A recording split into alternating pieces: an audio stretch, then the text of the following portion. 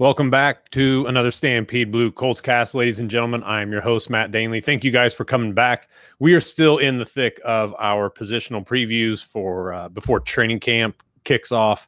Getting excited. We've been through the defensive tackles. We've been through the defensive ends. Some of that's going to be pretty exciting. But now we're going to the second level here. We're talking about the linebackers, one of the most questionable positions on the Colts roster this year. A lot of young faces, a lot of faces that people don't know much about. Draft pick. I mean, just some undrafted guys that we don't really know what their potential is, but they have some excitement behind them. A lot of interesting players here for the Colts in the linebacking core, but not a lot of household names, guys. Not a lot. We're going to kick these off. We've got several of these guys to talk about. We're not going to just limit it to one position necessarily, like the Sam or the Mike or anything like that. We're going to hit all the linebackers right here. And we're going to kind of go through as we go, talk about like what their potential is at which position, and then, kind of just finish up with my final thoughts on the group and maybe kind of try to figure out a starting lineup back there. That's going to be really difficult. Let's talk about the first guy, Darius Leonard. We'll get him out of the way right away. Rookie comes in, still hasn't signed his rookie deal. Stephen Holder did report the other day that is possibly, or that is expected to happen. Let me put it that way. That deal's done before camp. Now the rookies, they report the 22nd. That's only a couple days away. So it's going to be interesting to kind of see how that works out.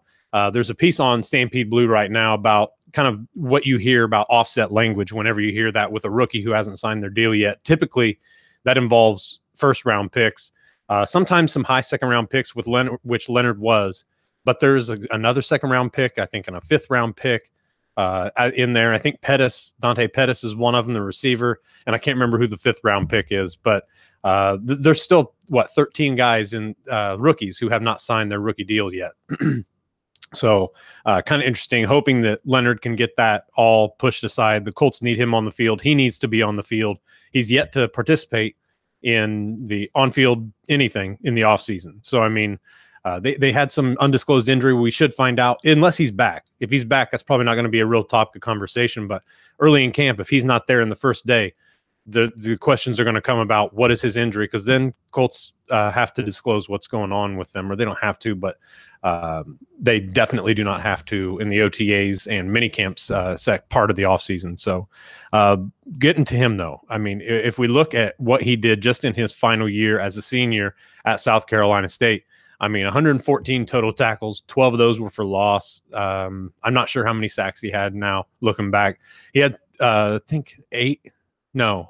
I think it was 8 was his career. He didn't have a whole lot of sacks. I think he had 2 or 3 in his senior year. But Leonard brings a lot to the table. I watched some of him on film. And this is from pre-draft. I was not really sold on him. Jake Arthur, another guy that now for Colts.com used to work with Stampede Blue. He kind of sold me on him a little bit, and then I went back and rewatched some of his tape. Now, I didn't change my opinion necessarily on him, but I saw some things that are really going to make him a perfect spot at this at the will position for the Colts in the linebacking core. That's the one thing that I did see. He is a standard 4-3 guy for this will. I mean, he is the prototypical guy for it. He can take on blocks. He doesn't have to be overly physical and run them over. I mean, you see guys taking on blocks all the time. You don't have to be able to throw them aside necessarily, but as he's being blocked, he's looking over the shoulder of the offensive player that's blocking him or whatever. He's setting them up so that he can use their own momentum in order for him to better make the tackle. He's very good at that. I thought he was very quick, especially in pursuit, getting across the field. I think Darius Leonard has a lot of positives going into the season. I'm excited to see him a lot. I think everybody is, because there's been some talk about people who didn't like him as a second-round pick. Some even called him the worst pick in the draft, at least for the second round, I believe. I'm not in that boat at all. I think that he definitely has a lot of potential. It's going to be an exciting season, in my opinion, to see him kind of work through what people are going to expect him to work through. He's going to have to be a guy that comes in and really solidifies that position. As a rookie, most people believe he's supposed to be a starter. I just don't know about that with the OTAs and mini camps that he has missed. Are those that big of a deal? Maybe not. Maybe not the worst, right? I mean, he's not missing camp necessarily, not to that degree. So still, new system coming in, man. I mean, this is kind of what he ran in college. So it's not like it's going to be completely new to him. I just really wish he would have been on the field a little bit in OTAs and minicamp. Wish he was healthy, apparently, if that was the issue, so that you could kind of gauge what he could see. Not only that, but so the coaches could gauge, because the coaches, once training camp starts, you're going to see a lot. It was similar to minicamp, where you see some of them put guys in positions that they think they're going to battle for. So I'm anxious to see him come back or get back into action and get into action and kind of really see what he offers the club, because we don't really know right now. We saw what he did in college. It was a low school. So that's kind of one of the things that people are knocking on him as well. Small school stuff, wasn't big time, wasn't a big conference. That's those are, I don't know if how real those critiques are, but they're there. So we deal with them, and we'll find out. We'll find out in camp. He can take on the big boys, and he can stand up to some of the lead blockers and some of the Colts offensive linemen. Then I think we may have us a good one. So let's move on to a guy that most people don't know anything about. Nobody's talking about him. There's nothing virtually anywhere about him. Nobody's talking about that he's a borderline roster guy or anything like that.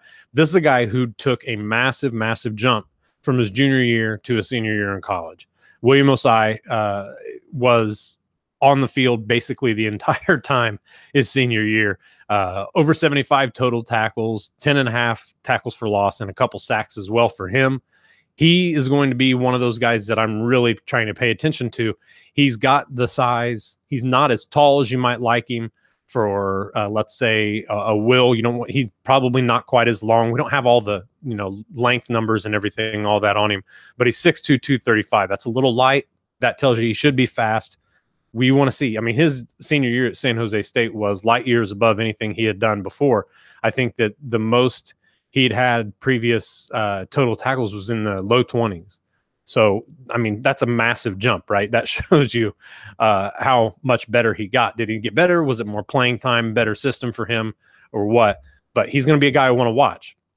You don't know a lot about him. You want some of these guys to creep up on you and be like, hey, this is going to be a talking point throughout camp. He's going to be an interesting guy, in my opinion. But there's several of guys like this. There's some veterans on this team. There's some young guys like Osai and some others that are coming in and basically looking to make a name for themselves.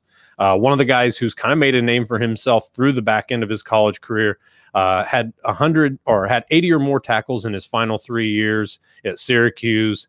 He had 101 tackles his junior year. Zaire Franklin, again, a little shorter, 6 foot, 235, kind of makes you feel like he's built more for that Mike role.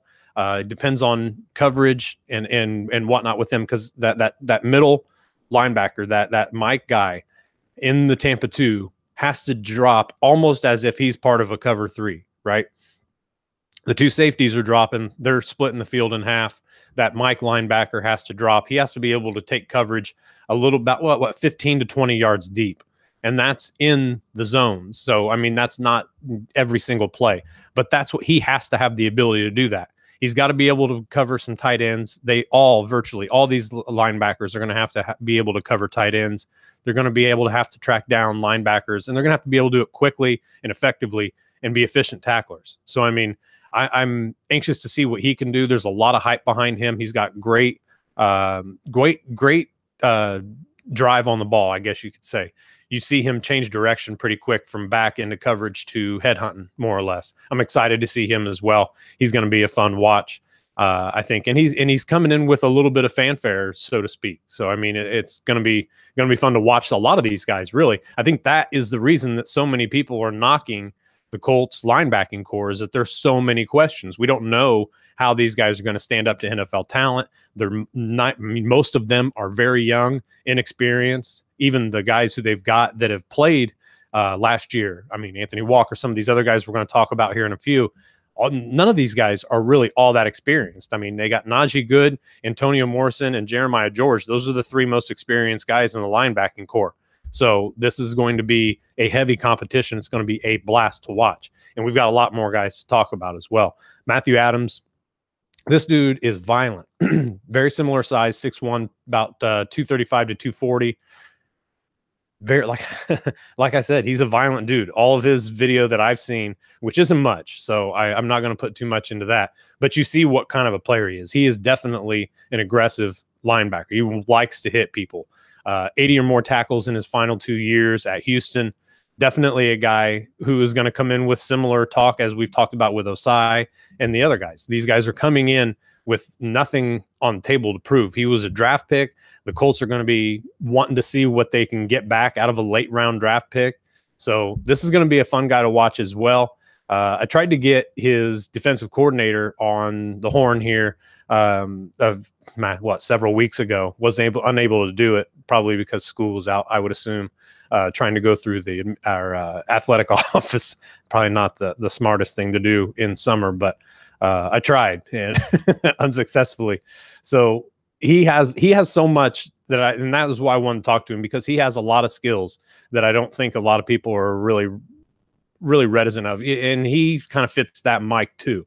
I think that this is going to be a fun mic competition to see really who gets it, who is on the heels of the starter at which, because there's going to be a couple of these young guys that are the backup. And some of these backups are going to get a lot of playing time through this year. So, I mean, Matthew Adams, like I said, a violent dude. He's built better than 237, in my opinion. He looks like he's in his 240s, I think. He looks a little taller to me as well. He's built right for this position. So I'm anxious to see kind of what he can do. See a little bit of what he does in coverage. I don't know that he necessarily fits a man coverage play, any of the packages where they're going to be having to cover man. The Mike doesn't often have to do that, but he is going to be required to do it at times. I just don't know if he fits that role. I think he'd be fine in zones, looks good in zones, attacks the ball in the air, that kind of stuff. But I don't know where his limitations are right now. So I'll be excited to watch him through camp. Should be a fun time. Let's get into some of the guys that we know a little bit better. One of the guys who's a rookie also this year and is going to basically, probably, in my opinion, is going to get some starter reps in training camp. Sky Moore. This is a guy with a ton of interceptions throughout his career, 14. He had 7 in his last 2 years. This is a guy that they really feel, in my opinion, fit that prototypical Mike as far as the coverage aspect of it. Now, could he come in as Will? I think he could. Is he a Sam? I don't think so. He's not big enough. He is an aggressive guy. I just don't know if he's big enough to fill that Sam role. That Sam role is for a guy who's probably only going to be on the field for a couple downs for every 4. He's a guy who's going to be required to be able to cover well in the flats. And I think that he's a guy he's also a guy who's going to have to cover some tight ends. And he's going to have to do that quite a bit. So this isn't a guy who's going to get a ton of reps at Sam. I'm sorry, the Sam linebacker is not going to get a ton of reps in this scheme. Sky Moore is a guy that they're going to want to have on the field for his coverage ability. He's probably a guy who could fill in some of those heavy dime, heavy nickel roles where they've got an extra safety on the field. Maybe he could come in as that. He's definitely a guy who can allow them to disguise different coverages. When you've got an extra linebacker in there, one of them, him being the guy specifically for coverage, then that allows your safeties to do a little bit more. That allows them to kind of switch off and to be able to, like I said, change things up in their coverage a little bit to where it's not as predictable as who's going where, who's falling into that middle zone, who's in the flat, who's in the hook zone, that kind of stuff. These guys are going to be able, I think Sky Moore is one of those guys who can definitely allow the defensive coordinator, Matt Eberflus, to change things up a little bit. I think it's going to be a lot of fun to watch Sky Moore, and he's going to have a lot of people watching everything he does. I mean, he was an efficient tackler, 90 or more tackles in his final 3 years at South Carolina. He is going to be a fun one to watch. Not a lot of people expected him to be undrafted either. So, I mean, you take that into consideration. He's a lighter guy. He's 6'2". I think he's a little bigger than 6'2". On the Colts website where they have him, they've got him at 6'2", and they have him at 230. I don't know how well he's going to carry that weight. He's just not that big. Maybe he was a guy who can grow into that. He's definitely defined. He's got the right body type for it. So we'll see. Maybe he can hold that 230 pounds efficiently. But he's going to be a guy. I mean, this is going to be one of the guys that everybody's talking about day 1 and day 2 of camp as far as wanting to know and wanting to see what he can do in the practice session. So Sky Moore is definitely a guy who's got the attention of not only the people going to cover training camp, but he's going to have the attention of the coaching staff and GM Chris Ballard as well. So we're going to take a quick break, guys. We're going to come back, finish up this linebacking group, and we'll get to kind of what I expect out of this group, maybe a starting group for them after we get back.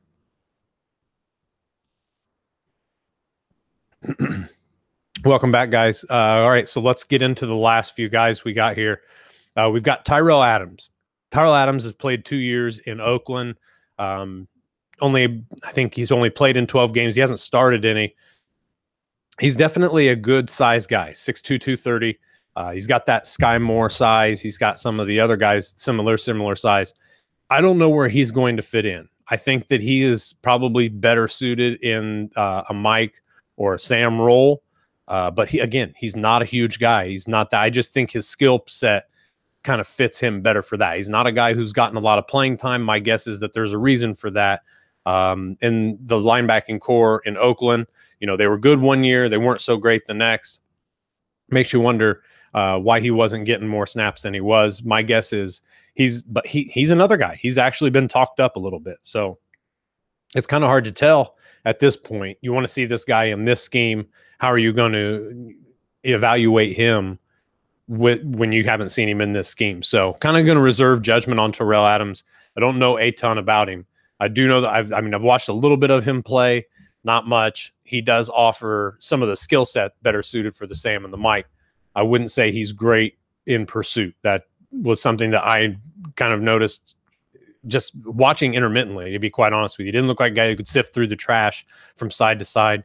But again, we'll have to see him in this scheme and see kind of where he lands at that. 26 years old, still fairly young, a guy who might take us a little bit by surprise. So we'll have to keep our eyes on him as well. A lot of guys in this back end of the linebacking core are guys who are going to be fighting for backup roles. So with 3 primary linebacking positions available, you're going to have a backup, and then they're going to have probably one more. How many linebackers are they going to carry? Maybe 6, 7, something like that. But you have to also think, and we're only going to do this for just a moment. I'm not going to go in depth on him, but they do have Luke Rhodes. The Colts have Luke Rhodes, who is their long snapper, who is a linebacker by trade. So that is something else that you need to keep into consideration. They're going to have him more than likely as the long snapper. He definitely adds depth, and he's a quality linebacker. He's not great. He not in the NFL. He has been good in the past, but his NFL career has just kind of been, special teams, spot play here and there. But he's a good team guy. He's a headhunter, and you like to see that out of guys, especially when he's a long snapper and he's a fill-in. So, all right, let's hit Antonio Morrison. Morrison's one of the guys here. Now, you just look at his stats and you think, man, why is everybody talking down Antonio Morrison? He's got over 100 tackles last year in a full season of starting for the most part. Look, he just wasn't an efficient tackler. He wasn't good pursuing, took bad angles. There's a lot of things bad about what Antonio Morrison does. One thing that he does better probably than anybody on this team is he brings the thump. And he is a more than physical guy. He is a guy who is going to be, needed for that. So I do think, as much as people want to write him off the roster, I'm definitely not doing that. But realistically, Antonio Morrison's last legitimate shot to make it on this roster is to not only hold down the Sam position, but to hold it down effectively. He's got to be by far the best there, and he's got to grow in that role too, because we just haven't, seen a lot of that from Morrison. He was kind of really spotty in his rookie year. Last year was a little bit better as far as quality of play, but he is definitely a productive guy. He's going to get a lot of tackles. The biggest problem with him is he's going to miss a ton of them too. And it's because he just doesn't pay attention where he's dropping his head all the time, trying to fly in like a missile. He and TJ Green kind of cut from the same cloth in this regard. And that's just not something that you want out of the linebackers when you've only got 3 of them. That's one of the other things. You've only got 3 in this scheme. So once the running back or the ball carrier makes it to the second level, there's fewer people to tackle him than there was within a 3-4 scheme. So you've have to have these guys, especially at the second level, be sure tacklers. That's one of the things, if he can do that, Antonio Morrison has a future possibly with the Colts. If he can't, he's not going to make it very long. So another guy we've talked about in the past, one of the guys that I really liked last year was Jeremiah George. I'm still on the fence about him in this scheme. Okay. I mean, he's less than 6 foot. He's got the requisite length or weight, right around the 235 range, 240, probably even lighter than that, probably 230 when he comes into camp, my guess. He's been around the league. He's played for a few different teams, the Jets, Jacksonville, Tampa, and now the Colts. He is one of the guys I like quite a bit. I just don't know where he fits in this. He's definitely not a Sam. I don't think he's long enough to be the Will. If he doesn't fit in as the Mike or doesn't come in as the backup, Jeremiah George could be a camp casualty, and I don't think that he'll make the roster in that. If that's the case, if they have him in the Mike role, there's a lot of competition there. We've already talked about some of the other guys that are coming in, but he is an aggressive guy. He's a good tackler. He's pretty solid in coverage, not bad. I think he's gonna work and he's gonna play to his best, and he's gonna be he's probably going to be better than somebody that makes the team if he doesn't. The problem is just I think his measurables. That is not solely the reason why you don't bring a guy on board. However, in this new scheme, they're wanting to make prototypical guys at prototypical places or guys who excel in spite of their lack of size, length, or weight, or just whatever. George is going to have to be one of those guys that does that. He's going to have to be a guy who excels in spite of some of the shortcomings he's got in his size for these positions. But he's built perfectly for the Mike. He's probably not too bad in the Sam position. Because he can cover. He just won't be on the field much. That would probably be a role similar to where he was in last year. Didn't get a ton of snaps, but he did get some play in there. So moving on, Najee Good. He's a guy who was sitting in, I believe, at the Will position through camp or through OTAs and mini camp at times. He's got a lot of experience in the NFL. Came in with Tampa. Was with Philadelphia the past several years, played 16 games the past 2, played in 14 the year before. Didn't start very many, started 3 games last year, and was fairly decent, in the playoffs. I think that he's a guy who's coming in as a real vet to this system. Where he fits in terms of skill set, his length, his size, and everything else is going to be another story. He is probably one of the best suited for the Mike role at 6 foot, almost 245. I'm sure he's lost weight. He talked about it. I believe he was on Pat McAfee's show one day and was talking about that he had lost some weight. So that doesn't surprise me. So that means he's trying to be versatile and fill in any role. And he is versatile. That's the good thing. His size doesn't limit him. That's one of the only things that we really truly know about him. He's 29. So he's trying to make this team as a starter. He wants to do this as a starter. He kind of come in assuming that he was going to hold the starting role.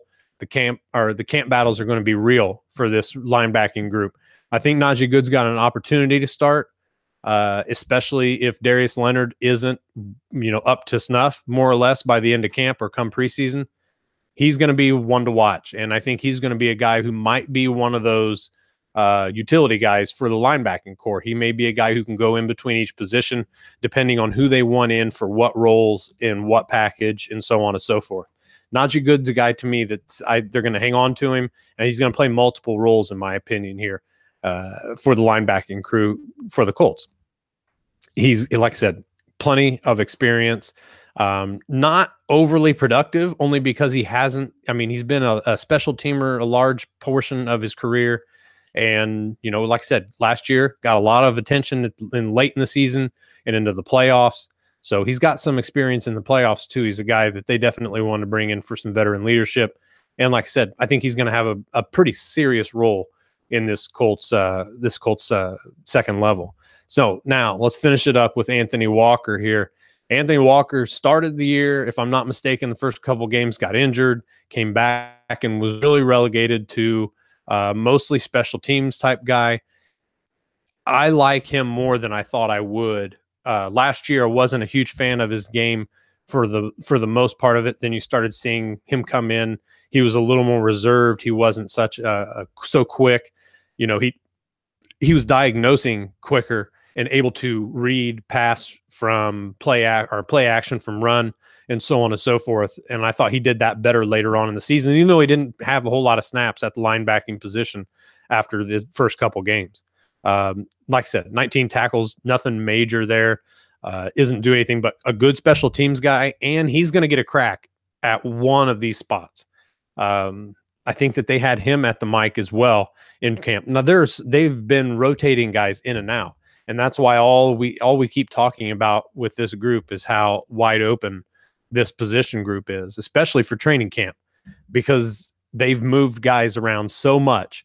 They've moved certain guys over to the Sam. They've moved most guys over to the Will and back throughout this process. So it's going to be exciting to see where they really kind of end up with this group. And I think that if you look just based on what they thought last year, I think that Ballard is brought in guys he thought could be malleable for this group, not just at the linebacking core, but guys like Quincy Wilson. I think he can play in multiple roles, however you want to do with, as far as zone, as far as man, as far as possibly even being able to come inside occasionally. I think that the same thing with Desir. I think that he has a lot of those qualities as well, and so does Moore.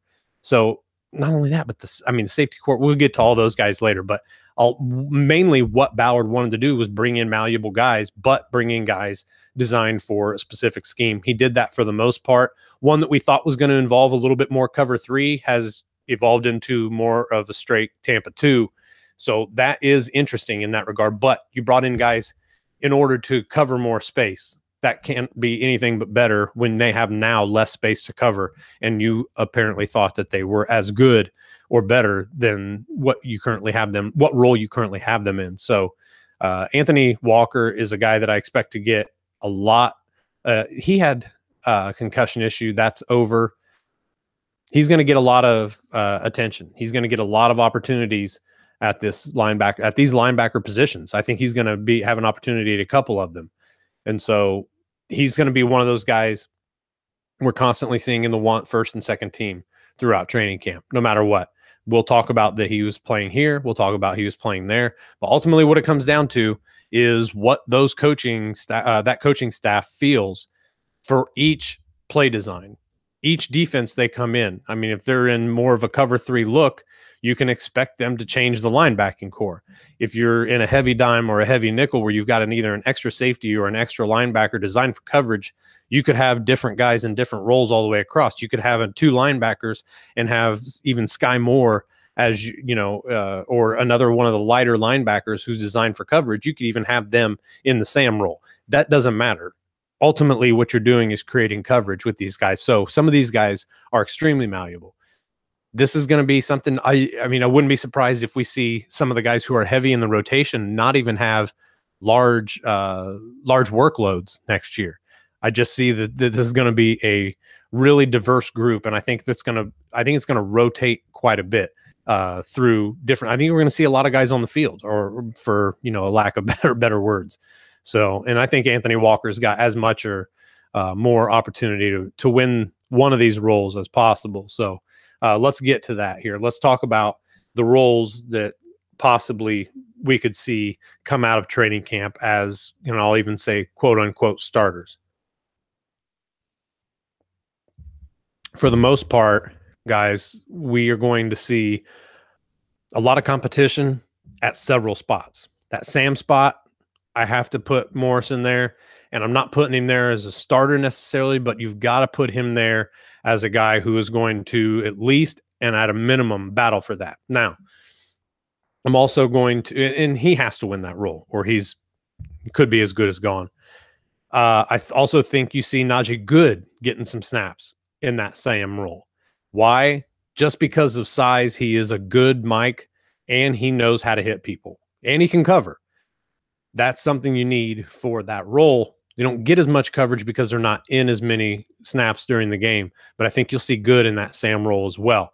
Just an assumption here. And then I think when you look at a guy like Anthony Walker, a guy who's built a little bigger, they're going to want some guys who are durable, but they're going to want the guys who can also be that speed and be that powerful and be reliable to get, to be an efficient tackler. So I think you have Anthony Walker really fighting for that Mike role. And I think with him, and there's some guys here, and I'm going to say a couple names here that are going to go back and forth. Matthew Adams, Zaire Franklin, those two guys are both going to be between Sam and Mike. I think that they are built for Mike, but they are going to get some Sam role because they're more physical guys. Sky Moore, I see him as a will. I see him also getting some snaps at Mike, and Mike because of his coverage.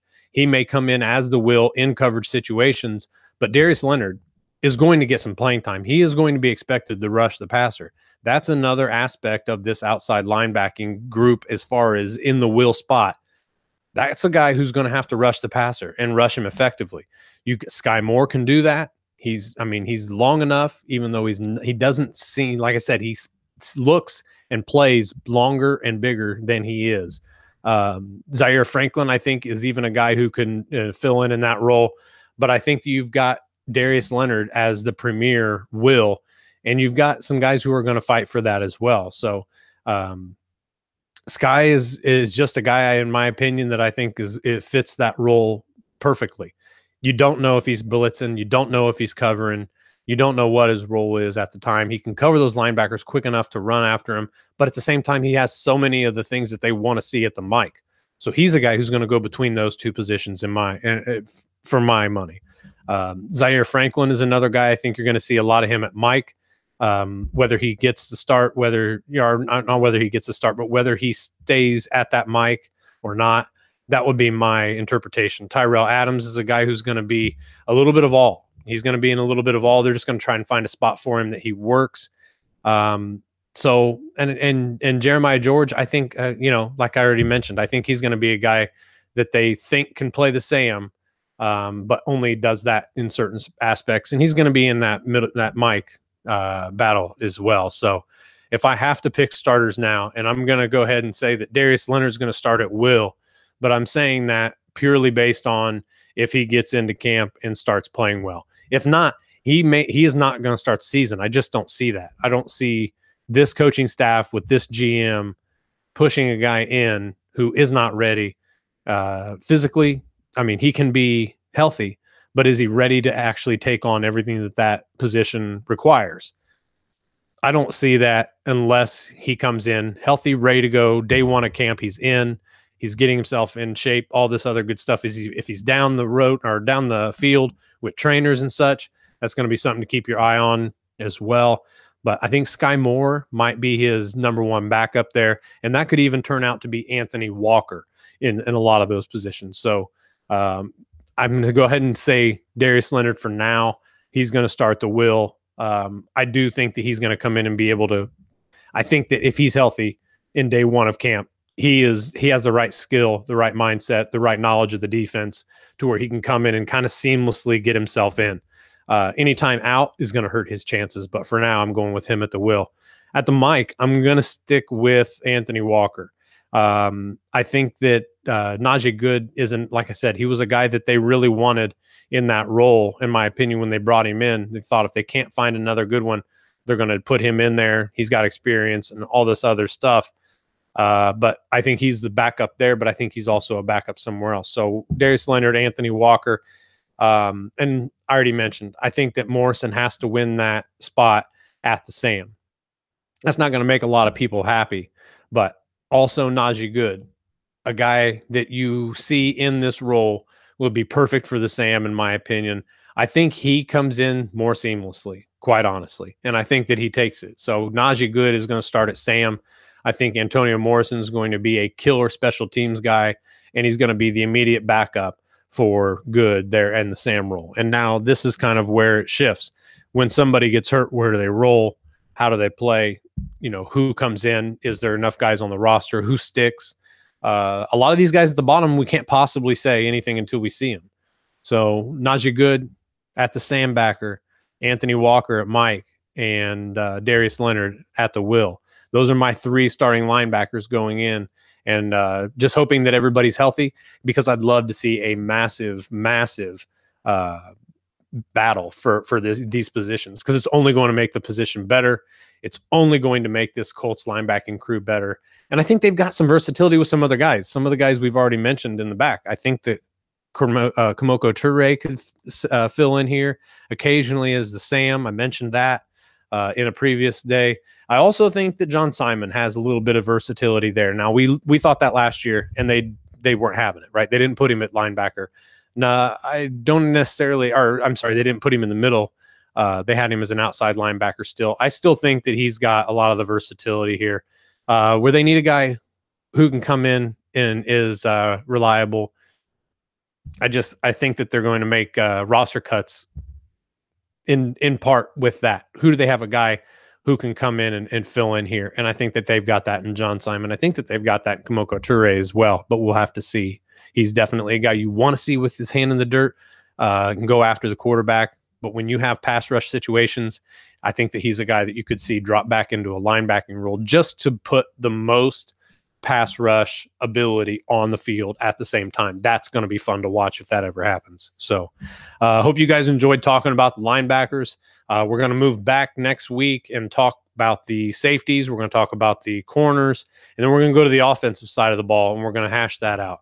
So we've got training camp coming up soon. I believe Thursday of next week, Thursday of next week, 26th is the first day of practice. I'll be down there the 27th. I know Chris Blystone will also be down there the 27th. If you guys are going down, send us a shout, and we'll maybe be able to see you guys while we're down there. But it's going to be a blast. So get down with your family, with your friends who want to watch it. This is going to be a great venue to see training camp, and it's going to be a lot. There are going to be a ton of fun camp battles throughout this roster this year. It's going to be a blast. You guys got to go. And Andrew Luck's coming back. Who doesn't want to see that? Place is going to be great. So make sure that you guys are getting to Apple Podcasts. Hook us up with a rating and review, please. Like I said, if you have anything about the show that you want to see, any comments about the show or anything like that, you have any other suggestions, do it through the comments and through the review process there at Apple Podcasts. I would love that, because then it actually gives me something to read other than, this or that on there. And it's actually productive as far as for the show. We can get that, but that would help us out a ton if you guys would do that. Always and forever, go to Stampede Blue to get out your Indianapolis Colts news and analysis. Get on there now. We're having several pieces up a day, trying to keep you guys ready and hungry for the season. So thank you guys all for listening. We'll talk to you next week right here on the Colts Cast.